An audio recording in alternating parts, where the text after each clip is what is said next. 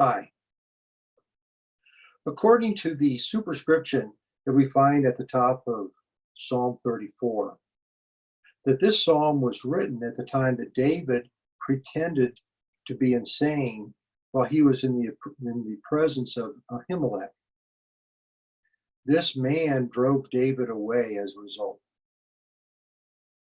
And so we're going to look more closely here at Psalm 34. And we're going to be looking today at verses 34 and 35. And I'll read them to you. It says, I sought the Lord, and he answered me and delivered me from all my fears.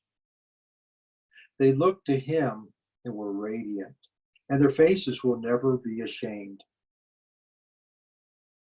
To find the context of this psalm, we go to 1 Samuel chapter 21, and it describes the situation. David has escaped the hand of Saul, and you remember that Saul was frequently in opposition to David and was frequently trying to hurt him. And David escaped from Saul here again, and it's told here in Samuel 21 that David is offered the sword of Goliath, and David goes on ahead and he takes the sword, and then he heads with it over to the city of Gath, where Achish, that's his name, was king of Gath. And we learn that Ahimelech is a title that means king. So that's how that you tie them all together. We learn also that Gath is in the land of the Philistines, and the Philistines is the area where the giants were. So this is where Goliath was from, and David was returning to the area where Goliath was from, carrying his sword. We also remember that the Philistines were not friends of Saul. Remember, they were in battle when David was able to kill Goliath. But the Philistines were not a friend of David's either. But he was probably looking at them as that the enemy of my enemy is my friend. So he went there. But after he was there, he realized that he was probably still in danger there as well. And he faked a mental illness, and they went ahead and let him leave.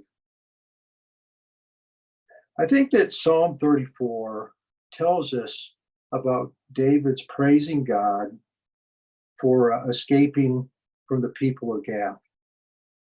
But even more so, he was reminded about how God had strengthened him, his hand, and given him the ability to volunteer to fight against Goliath around the time that he had been selected to be the future king of Israel.